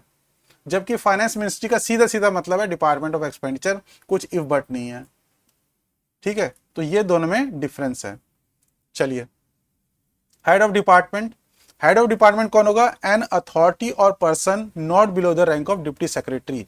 तो जो भी आपका हेड ऑफ डिपार्टमेंट होगा, जनरली जो हेड ऑफ डिपार्टमेंट होता है वो सेक्रेटरी होता है किसी भी डिपार्टमेंट के अंदर, लेकिन वो पावर डेलीगेट जो हो सकती है वो डेलीगेट डिप्टी सेक्रेटरी से नीचे लेवल पे नहीं हो सकती है। ये इन्होंने यहाँ पे तो क्लियर कर दिया। तो हेड ऑफ डिपार्टमेंट कौन हो सकता है? कोई भी अथॉरिटी, कोई भी पर्सन हो सकता है जिसको हेड ऑफ डिपार्टमेंट बनाया गया है। ठीक है, लेकिन वो डीएस के रैंक से, डिप्टी सेक्रेटरी के रैंक से नीचे का नहीं होगा। Declared by the department concerned in the government of India as head of department in relation to the identifiable establishment or establishments to exercise the financial power delegated to him under these rules। तो इन rules के तहत जो भी financial power दी गई है उसको delegate किया गया है उस हेड एचओडी के ऊपर, और आइडेंटिफिएबल इस्टेब्लिशमेंट का होना चाहिए। वो आइडेंटिफिएबल मतलब कि इस्टेब्लिशमेंट जो है वो क्लियरली पता चलना चाहिए कि ये इस इस्टेब्लिशमेंट का है, ऐसे नहीं कि कोई कंफ्यूजन हो। तो एचओडी किसी भी पर्सन या अथॉरिटी को बनाया जा सकता है, वो डीएस लेवल से नीचे नहीं होगा। और दूसरा, जिस इस्टेब्लिशमेंट का उसे एचओडी बनाया जा रहा है वो डिस्टिंग्विश होना चाहिए। डिस्टिंग्विश मतलब कोई कंफ्यूजन नहीं होनी चाहिए कि किस इस्टेब्लिशमेंट का वो एचओडी है। ठीक है, हेड ऑफ ऑफिस। तो हेड ऑफ ऑफिस किसी भी गेस्टेड ऑफिसर को बनाया जा सकता है, और वो क्या होगा? सबऑर्डिनेट होगा एचओडी का या एडमिनिस्ट्रेटर का। ठीक है, तो एचओडी जो है आपका यहाँ पे आपने देखा था, एचओडी आपका किसी पर्सन को जो डीएस रैंक के नीचे होगा। और यहाँ पे जो हेड ऑफ ऑफिस है एचओओ, वो आपका कोई भी गेस्टेड ऑफिसर हो सकता है, वो सबऑर्डिनेट होगा एडमिनिस्ट्रेटर या हेड ऑफ डिपार्टमेंट का। ठीक है, तो ये अंडर सेक्रेटरी लेवल तक का जनरली बनाया जाता है, लेकिन ऐसा कोई यहाँ पे बॉन्ड जो कह सकते हैं कि बंदिश नहीं है, कोई बाउंडेशन नहीं है, और किसी भी गस्टेड ऑफिसर लिखा हुआ है, और यहाँ पे कुछ ऐसा नहीं लिखा हुआ। तो आपका कोई भी गस्टेड ऑफिसर हो सकता है, और ये एचओडी का जो है सबऑर्डिनेट होगा। ठीक है, और जनरली जो है वो, जनरली ऐसा नहीं कि जनरली बोल रहा हूँ, जनरली मतलब अंडर सेक्रेटरी जनरली बनाया जाता है, लेकिन कोई भी गस्टेड ऑफिसर हो सकता है। तो गस्टेड ऑफिसर में आपका इकोनॉमिक ऑफिसर भी हो सकता है, आपका सेक्शन ऑफिसर भी हो सकता है, वो भी गस्टेड है। तो ये मान के चलने, लेकिन जनरली जो है वो अंडर सेक्रेटरी होता है। मिनिस्ट्री ऑफ फाइनेंस हमने देख लिया। प्रोजेक्ट्स जहां पे बात होगी वहां पे प्रोजेक्ट का मतलब क्या होगा वो बता रहे हैं। वन टाइम एक्सपेंडिचर, जहां पे ऐसा काम हो रहा है जहां पे एक टाइम का एक्सपेंडिचर है, resulting in creation of capital asset, और उससे कुछ कैपिटल एसेट बन रहा है। कैपिटल एसेट मतलब मान लो आपने मशीनें लगाई, वो मशीनें तो आपको लॉन्ग टर्म में काम आएगी। कैपिटल एसेट का मतलब ये समझ सकते हैं जो आपके पास लॉन्ग टाइम के लिए रहेगी, जिससे आपको लॉन्ग टाइम के लिए आप उसको इस्तेमाल कर सकते हैं। जैसे कि मशीनें हो गई, ठीक है, कोई पावर प्लांट लगाया आपने, कोई फैक्ट्री लगाई, तो ये आपके कैपिटल एसेट हो सकते हैं, ठीक है।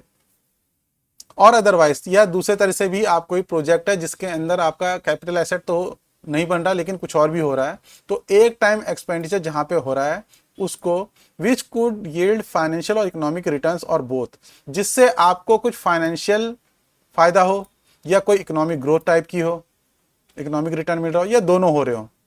तो इस तरह के प्रोजेक्ट को जो है, इस तरह की चीज़ों को, एक्सपेंडिचर को वो प्रोजेक्ट का नाम दे रहे हैं। यानी उसके डेफिनेशन जो है प्रोजेक्ट की यही है कि एक टाइम का एक्सपेंडिचर जिससे फाइनेंशियल कुछ फायदा हो या इकोनॉमिक कोई ग्रोथ हो रही हो, ये दोनों हो रहे हो। सच प्रोजेक्ट में आइदर बी सेपरेट और part of an approved scheme. देखिए ये प्रोजेक्ट तो है लेकिन ये प्रोजेक्ट सेपरेट भी हो सकता है और किसी स्कीम का भी हिस्सा हो सकता है। मान लो कोई ऑलरेडी एक स्कीम चली, जैसे हाउसिंग स्कीम है, तो हाउसिंग स्कीम के अंदर भी आप घर बना सकते हो। घर बनाओगे तो वो लॉन्ग टर्म का के लिए हो गया। कोई मशीनें खरीद सकते हो जिससे आप घर बना रहे हो। तो ये इस तरह से प्रोजेक्ट जो स्कीम का हिस्सा भी हो सकता है या सेपरेट प्रोजेक्ट भी हो सकता है, ये भी बात बताइए। रीअप्रोप्रिएशन, तो आपने जो अप्रोप्रिएशन था उसको बहुत डिटेल में समझा था। रीअप्रोप्रिएशन क्या होता है? रीअप्रोप्रिएशन क्या है? आपने देखा कि एक प्राइमरी यूनिट हेड है, ठीक है, जैसे सैलरीज मान लिया हमने। अब सैलरी के अंदर आपके जो पैसे खत्म हो गए, ठीक है, और आपका किसी मिसलेनियस हेड था या मान लो आपका ट्रैवल एक्सपेंसेस था, वहां पे बहुत पैसा बच गया है। अब आप चाहते हो कि उस पैसे को लेकर अपने इस जो सैलरी वाले पोर्शन है उसके अंदर उसको डाल दिया जाए। तो ऐसा तो नहीं कि बिल्कुल आपने वहां से पैसा उठाया उसमें डाल दिया, तो उसका भी एक तरीका होता है। तो एप्रोप्रिएशन का मतलब ये हुआ कि आपने सैलरी हेड में कुछ पैसा डाल रहा और आपने ट्रैवल एक्सपेंसेस में कुछ पैसा डाला, लेकिन अब आपका सैलरी हेड वाला खत्म हो गया और जो ट्रैवल एक्सपेंसेस था उसके अंदर कुछ पैसा बच गया, तो आप चाहते हो कि उस पैसे को अब सैलरी हेड में इस्तेमाल कर लिया जाए। तो उसके लिए हम रीएप्रोप्रिएशन प्रोसेस को इस्तेमाल करते हैं। यानी उसके अंदर क्या होता है, आपका जिस प्राइमरी हेड के अंदर पैसा बच गया है उससे ट्रांसफर करके पैसा जो है आप जिस हेड में आपको चाहिए प्राइमरी यूनिट में, उसके अंदर आप पैसे को ले आते हैं। तो उस प्रोसीजर को हम कहते हैं रीएप्रोप्रिएशन। तो reappropriation means transfer by a competent authority. तो कॉम्पिटेंट अथॉरिटी ही कोई फाइनेंशियल काम कर सकती है, उसी के पास अथॉरिटी होती है। तो means transfer of funds from one primary unit of appropriation to another to meet additional expenditure. तो आपका जो एडिशनल खर्चा हो रहा है, जो आपको और पैसा चाहिए with in the same section, तो सेक्शन सेम होना चाहिए, लेकिन सेक्शन मतलब अगर वो रेवेन्यू हेड है तो रेवेन्यू हेड के अंदर ही होना चाहिए, कैपिटल हेड चल रहा है तो कैपिटल हेड ही होना चाहिए। अब ये रेवेन्यू हेड कौन से हैं, कैपिटल हेड कौन से हैं, मैं इसको आपको रूल 8 के अंदर क्लियर बता दूंगा आपको, ठीक है। या चलिए आप देख लीजिए, आपको मैं बताता हूँ कि ये आपका कहाँ, ये रहा आपके, ये आपका रेवेन्यू हेड बना रखे हैं। तो हमने ये देख लिया कि अभी कि कौन कौन से जो प्राइमरी यूनिट ऑफ हैं वो देख लिया हमने। तो प्राइमरी यूनिट में आपके एक तो सैलरीज आती है, वेजेस आते हैं, रिवार्ड हो गए, ये सारे आपके आते हैं। तो इसको कैटेगराइज किया गया, ये रेवेन्यू एक्सपेंडिचर के तहत आते हैं। तो ये आपका देखें रेवेन्यू एक्सपेंडिचर के अंदर क्या क्या है, सैलरीज है, वेजेस है, रिवार्ड है, मेडिकल ट्रीटमेंट है, अलाउंसेज है, लीव ट्रैवल कंसेशन है, एलटीसी है, ट्रेनिंग एक्सपेंसेस है। फिर इस तरह से इसको क्लास भी बना रखा है, सोशल सिक्योरिटी ऑफ एम्प्लॉयज़। तो ऐसी चीज़ जो एम्प्लॉयज़ की सोशल सिक्योरिटी के लिए, जैसे कि पेंशन हो गया, सोशल सिक्योरिटी मतलब यानी कि सामाजिक तौर पर उसको एक सहारा देने के लिए है, तो पेंशन चार्जेस हो गए। फिर गुड्स एंड सर्विसेज में आपका डोमेस्टिक ट्रेवल एक्सपेंसेस हो गया, जो आप इंडिया के अंदर घूम रहे हैं, फॉरेन ट्रेवल एक्सपेंसेस भी आ गया इसके अंदर, आपका ऑफिस एक्सपेंसेस आ गए, आपके रेंट रेट एक्सेट्रा ये सब आ गए। तो इस तरीके से आपके रेवेन्यू हेड के अंदर आ रहे हैं, ठीक है। उसके बाद जो आपका हेड है वो आपका अब यहाँ पे कैपिटल एक्सपेंडिचर का भी है। तो कैपिटल एक्सपेंडिचर बेसिकली आप एसेट कोई बना रहे हैं, जैसे आपने कोई मोटरसाइकिल खरीदी, मोटर व्हीकल मतलब कोई कार खरीदी, कोई दूसरा ट्रक खरीदा, इस तरीके से कुछ भी खरीदा ही है। तो ये इससे क्या आप कोई एसेट जनरेट कर रहे हैं, कोई चीज़ आपके पास लंबे समय तक ले रहेगी। तो ये कैपिटल एक्सपेंडिचर के भी हेड बना रखे प्राइमरी हेड। ये 51 है, जैसे मोटर व्हीकल खरीदना हो, किसी डिपार्टमेंट को अगर मोटर व्हीकल खरीदना होगा तो वो मेजर हेड में जाएगा, मेजर हेड से आते आते जो आपका प्राइमरी यूनिट होगा वो 51 होगा, ठीक है। और भी कैसे मशीनरी कोई खरीदी, इक्विपमेंट खरीदा, उसके 52 है, आईसीटी कंप्यूटर वगैरह के लिए 71 है, बिल्डिंग और स्ट्रक्चर के लिए 72 है। तो इस तरीके से आपके ये कैपिटल एक्सपेंडिचर हैं, ठीक है। और एक लास्ट में जो है अकाउंटिंग एडजस्टमेंट। तो अकाउंटिंग के भी एडजस्टमेंट है, जैसे कि कोई किसी का कुछ कर्ज माफ़ करना है, लॉसेस माफ़ करने हैं, ठीक है, रिजर्व्स हैं, डेप्रिसिएशन, किसी का पैसा घट रहा है तो वो, ये सारे अकाउंटिंग, यानी 3 हेड बनाए गए आपके, 3 तरह से इसको बाइफर्केट किया गया है। एक तो रेवेन्यू हो गया आपका, एक कैपिटल हो गया, और एक आपका जो है अकाउंटिंग हो गया। तो इस तरीके से जो प्राइमरी यूनिट्स हैं उसको 3 कैटेगरी में क्लास में डिवाइड किया गया है। ठीक है, ये आपका एनेक्सचर था जो रूल 8 के साथ पढ़ा जाना है। तो रूल 8 भी अभी मैं एक बार दोबारा से आपको बता दूंगा ताकि आपको और क्लियरिटी हो जाए। ठीक है, तो ये आपको रीअप्रोप्रिएशन आपको समझ में आ गया होगा कि जब रेवेन्यू सेक्शन हो तो उसी के तहत किया जा सकता है। रेवेन्यू सेक्शन के अंदर जो प्राइमरी हेड है उसी के अंदर एक हेड से दूसरे हेड में जा सकते हैं। इस तरह से कैपिटल सेक्शन जो है उसी के अंदर, यानी आप जब एसेट जनरेट कर रहे हैं तो किसी एक एसेट का कोई पैसा बच गया है तो वो दूसरे एसेट के अंदर लगा सकते हैं। ठीक है, ऐसा नहीं कि आपने रेवेन्यू का पैसा कैपिटल में किया, ये एक तरह से यहाँ पे रेस्ट्रिक्शन लगाया गया है। उसके बाद आ जाता है आपकी डेफिनेशन जो है रिकरिंग एक्सपेंडिचर और नॉन रिकरिंग एक्सपेंडिचर, यहाँ पे डिफाइन किया गया है। तो रिकरिंग से का मतलब ये होता है जो बार बार कोई चीज हो, तो ऐसा एक्सपेंडिचर जो आपका पीरियोडिकल इंटरवल पे होता है उसको हम रिकरिंग एक्सपेंडिचर कहेंगे। और जब ये बार बार नहीं होता, जो रिकरिंग नहीं है, तो उसको नॉन रिकरिंग कहेंगे।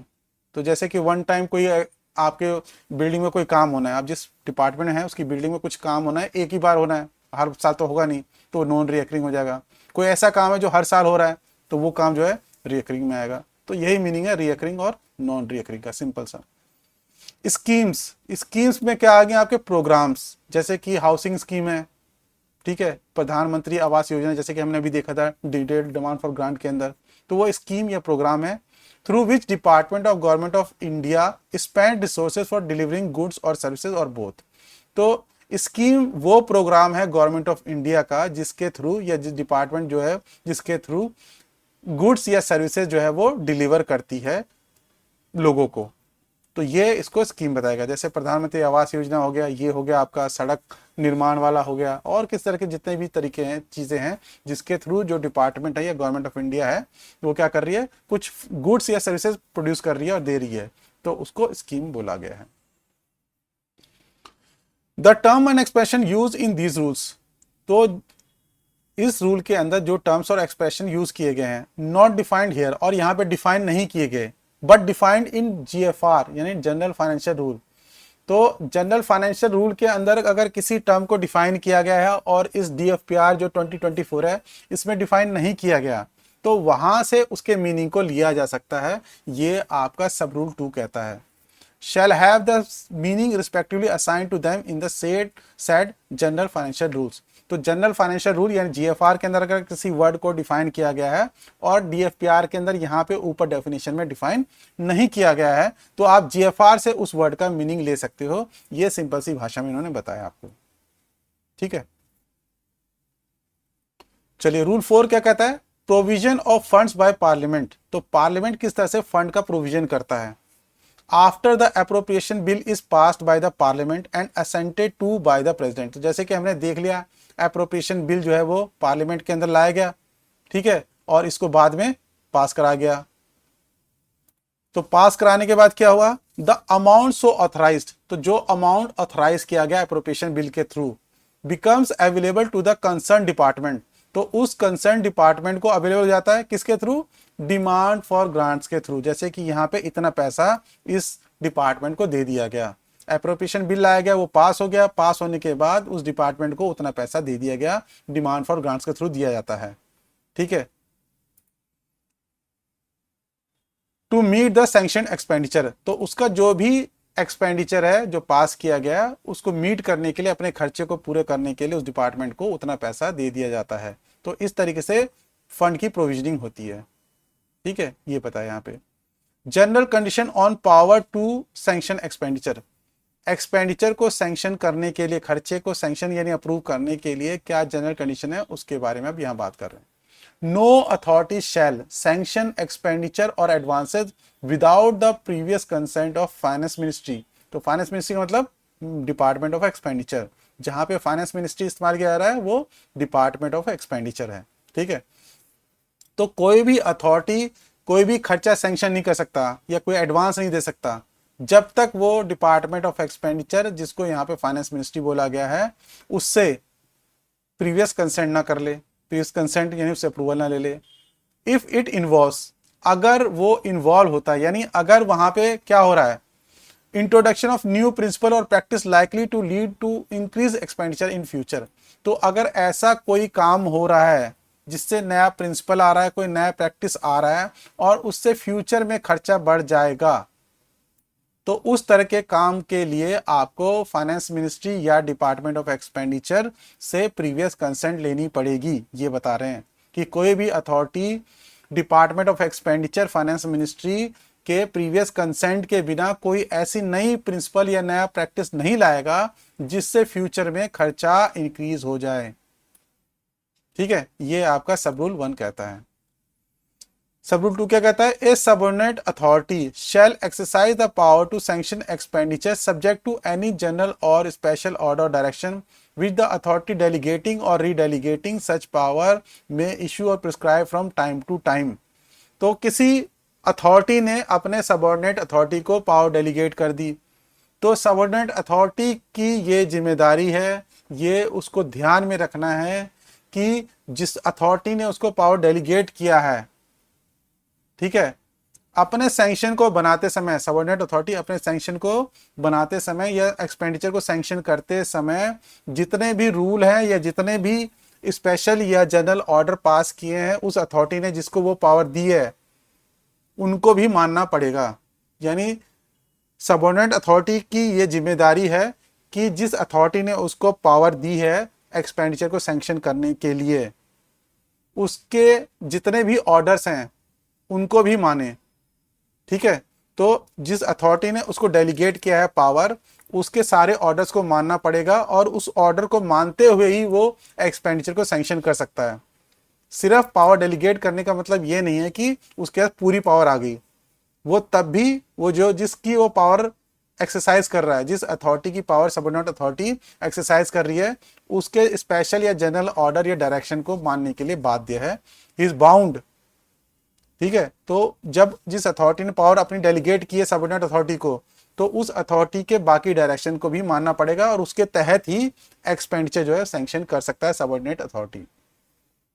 तो यही बोला गया कि subordinate authority shall exercise the power of sanction expenditure subject to any general special order direction of delegating और रीडेलीगेटिंग अथॉरिटी। ठीक है, ये यहां पे बताया गया। रूल 6 है रेजिडरी फाइनेंशियल पावर। रेजिडरी क्या होता है, रेजिडरी मतलब बच गई। अगर इन रूल्स के तहत सारी पावर डिफाइन कर दे कि ये काम ऐसे होगा, ये काम ऐसे होगा, लेकिन आपका फ्यूचर में या अभी भी कोई फाइनेंशियल पावर बच जाती है जो यहाँ पे किसी रूल के अंदर नहीं बताएगी उस काम को कैसे करना है, तो वो चीज बच गई। जो बची चीज होती है उसको रेजिडरी कहते हैं। तो रेजिडरी पावर दी गई है, यानी अगर इन रूल्स के अंदर जो सारी बातें बताई गई है वो सब करने के बाद भी कोई काम आ जाता है फाइनेंशियल वाला, तो वो किसके पास पावर होगी, तो वो कह रहे कि ऑल फाइनेंशियल पावर्स, ऐसी सारी financial powers not specifically delegated to any authority by these rules, जो इन रूल्स के अंदर किसी अथॉरिटी को डेलीगेट नहीं की गई है, including creation and abolition of post. ठीक है, ये बहुत इंपॉर्टेंट पॉइंट है, क्रिएशन और अबॉलिशन ऑफ पोस्ट को इंक्लूड करके।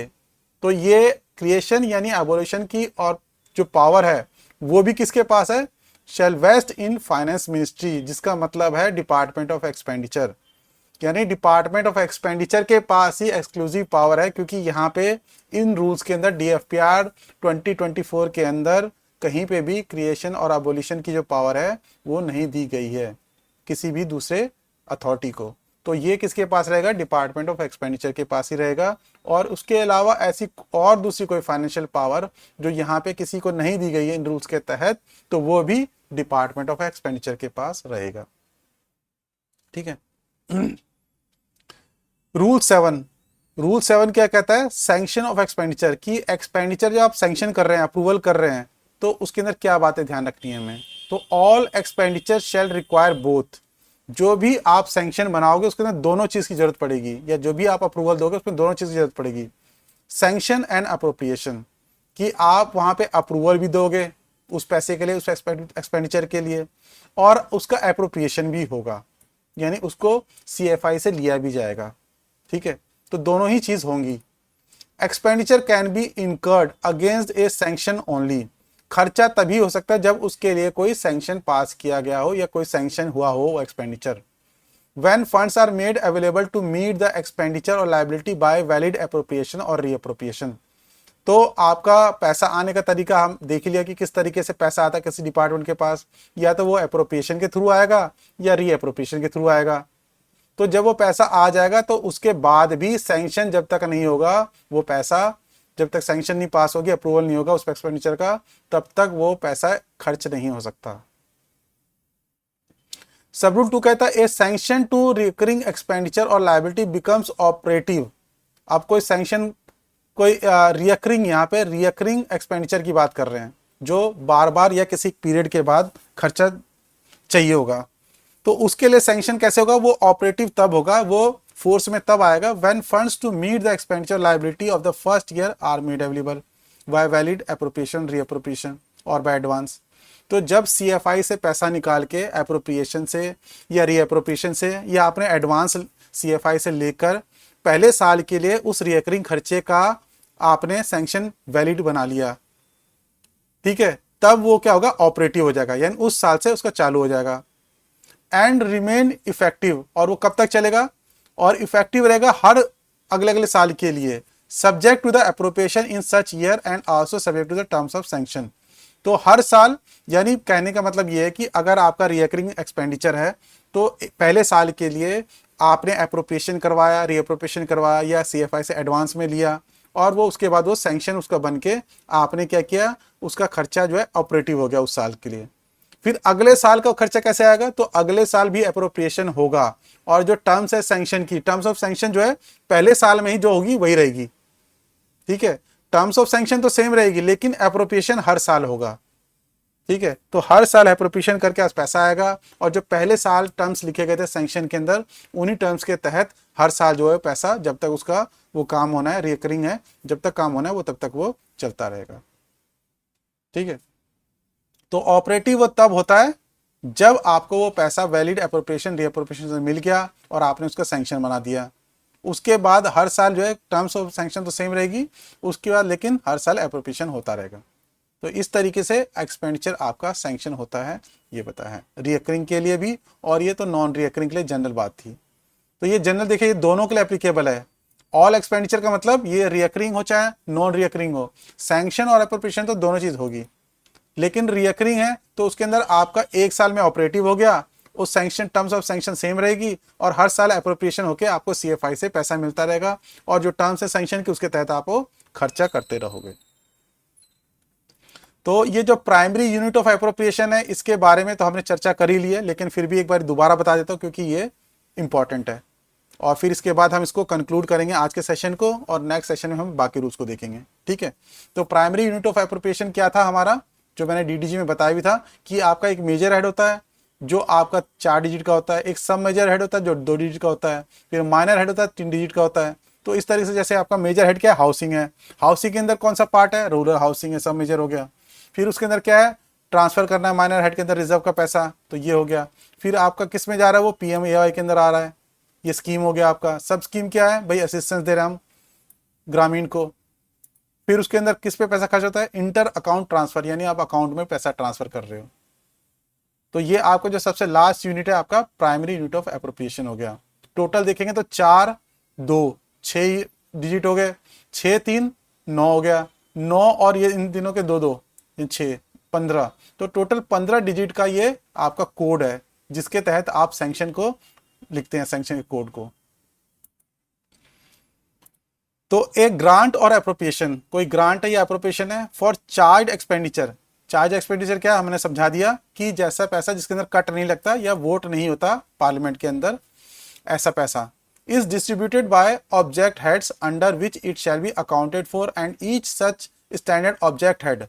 तो ये जो आपका प्राइमरी यूनिट है इसको ऑब्जेक्ट हेड भी बोलते हैं आपका, ठीक है। Against which the provision of expenditure appears constitute A primary unit of appropriation. तो ऑब्जेक्ट हेड से ऐसे भी समझ सकते हैं कि जहां पे आपका पैसा खर्च होना है, जो आपका ऑब्जेक्टिव है पैसा खर्च करने का, इसीलिए उसका नाम ऑब्जेक्ट हेड पड़ रहा है, ये भी आप समझ सकते हैं। तो जब कोई ग्रांट या एप्रोप्रिएशन यानी आपको पैसा मिल गया, वो चार्ज एक्सपेंडिचर है, ठीक है, तो उसको लाते लाते हम किस में खर्च करते हैं, ऑब्जेक्ट हेड में खर्च करते हैं, और उसको प्राइमरी यूनिट ऑफ एप्रोप्रिएशन भी बोला जाता है। The primary unit of appropriation is the lowest unit of accounting classification. तो इसको हम लोएस्ट यूनिट ऑफ अकाउंटिंग भी बोल सकते हैं, क्योंकि लास्ट है, इसके बाद कोई और यूनिट नहीं है जिसके अंदर पैसा खर्च होता है, यानी जिसके तहत पैसा खर्च होता है। ठीक है। द प्राइमरी यूनिट में इंक्लूड, तो प्राइमरी यूनिट आपका वोटेड भी हो सकता है, चार्ज भी हो सकता है, दोनों तरह के हो सकते हैं। जैसे कि मैंने आपको यहाँ पे दिखाया था, ये तो आपका यहाँ पे वोटेड और चार्ज दोनों के लिए ये हेड बने होते हैं, ऑब्जेक्ट हेड, ये प्राइमरी यूनिट कह लो आपको। Primary unit of, and in that case amount of each is shown separately, और आप दोनों चाहे वोटेड हो चाहे चार्ज हो, दोनों का अमाउंट सेपरेटली शो किया जाता है, एक दोनों को मिक्स नहीं किया करते। जैसा कि हमने ऊपर रूल में भी देखा था कि वोटेड और चार्ज का अमाउंट जो है सेपरेट ही रहेगा। आप रीअप्रोप्रिएशन भी जो है वो वोटेड का अलग वोटेड में ही होगा, चार्ज का चार्ज में ही होगा। The primary unit of appropriation और standard object head shall be specified by the finance ministry from time to time. तो फाइनेंस मिनिस्ट्री यानी डिपार्टमेंट ऑफ एक्सपेंडिचर जो है टाइम टू टाइम ये प्राइमरी यूनिट्स को स्पेसिफाई कर सकता है, और इसका एक लिस्ट जो है एनेक्चर 1 में भी है, जो मैंने आपको यहाँ पे शो कर दिया है। ठीक है। फाइनेंस मिनिस्ट्री में ऐड, डिलीट और amend the primary unit of appropriation. तो ये जो ऑब्जेक्ट हेड है, ये प्राइमरी यूनिट ऑफ एप्रोप्रिएशन है, इसको अगर कम करना हो, ज्यादा करना हो, अमेंड करना हो, तो वो कौन कर सकता है, फाइनेंस मिनिस्ट्री या डिपार्टमेंट ऑफ एक्सपेंडिचर कर सकता है, उसके पास पावर है। The Department of Government of India shall keep in view the following with regard to numerical codification or preparation of detailed demand for grants। तो मैंने जो डिटेल डिमांड फॉर ग्रांट्स दिखाया था उसके अंदर क्या कॉडिफिकेशन होगा उसके बारे में ध्यान रखने की बात वो कर रहे हैं। तो वो कह रहे हैं कि इस तरीके से कोडिफिकेशन होना चाहिए। तो जो मेजर हेड होगा वो 4 डिजिट का होगा, यानी वो मेन फंक्शन बताएगा कि क्या काम हो रहा है। तो मेन फंक्शन जैसे कि हमने यहाँ पे दिखाया, ये हाउसिंग के बारे में बात हो रही थी। उसके बाद ये जो 2 डिजिट का है वो सब फंक्शन होगा। तो हाउसिंग में कौन सा हाउसिंग, रूरल हाउसिंग। फिर माइनर हेड में प्रोग्राम, कौन सा प्रोग्राम के तरह। सब हेड के अंदर स्कीम, डिटेल हेड के अंदर सब स्कीम, और ऑब्जेक्ट हेड के अंदर फिर फाइनली जैसे अकाउंट में पैसा ट्रांसफर हो रहा है तो उसके बारे में वहां पे था। तो एक बार फिर दोबारा से देख लीजिए आप। मेजर हेड हो गया आपका हाउसिंग, सब मेजर हेड हो गया आपका रूरल हाउसिंग, माइनर हेड हो गया आपका कि ट्रांसफर करना रिजर्व फंड को। फिर आपका कौन सी स्कीम है, ये पीएमएवाई हो गया। सब स्कीम कौन सा है कि ग्रामीण का है ये। और ऑब्जेक्ट या प्राइमरी यूनिट ऑफ एप्रोप्रिएशन क्या है कि अकाउंट में पैसा वो हाउसिंग के लिए ट्रांसफर करना है। तो ये इस तरीके से जो है पूरी चेन चल रही है। और 4 डिजिट है पहला, फिर 2 डिजिट का है सब मेजर हेड, फिर 3 डिजिट का है, फिर 2 डिजिट का है, फिर 2 डिजिट का है, फिर 2 डिजिट का है। टोटल मिला के ये आपके 15 डिजिट का जो है पूरा एक तरह से टीयर बन गया, 6 टीयर, क्योंकि 6 टीयर बन रहे हैं यहाँ पे, 6 लेवल है। The numeric code numbers assigned by the controller general of accounts. तो ये जो न्यूमेरिक कोड है, ऐसा नहीं कि कोई भी कर सकता है। तो ये न्यूमेरिक कोड जो है वो कंट्रोलर जनरल ऑफ अकाउंट जो है वो देते हैं कि मेजर हेड का क्या न्यूमेरिक कोड होगा, माइनर का क्या होगा, डिटेल का क्या होगा, और प्राइमरी यूनिट का क्या होगा। ये सारे जो है वो ये डिटेल हेड तक ये सारा जो है ये जो है कंट्रोलर जनरल ऑफ अकाउंट्स देते हैं।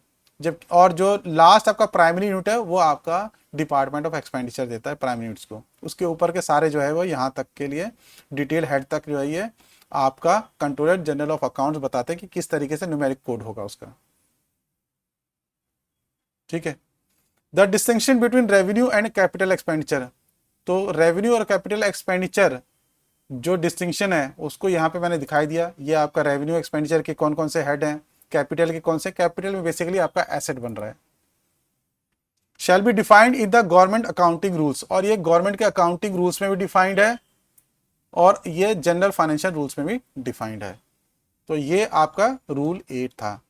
तो ये आज हमने इसका इंट्रोडक्शन देखा आज इस रूल का 2024 का, फिर उसके बाद रूल 1 to 8 भी देखा हमने। ठीक है।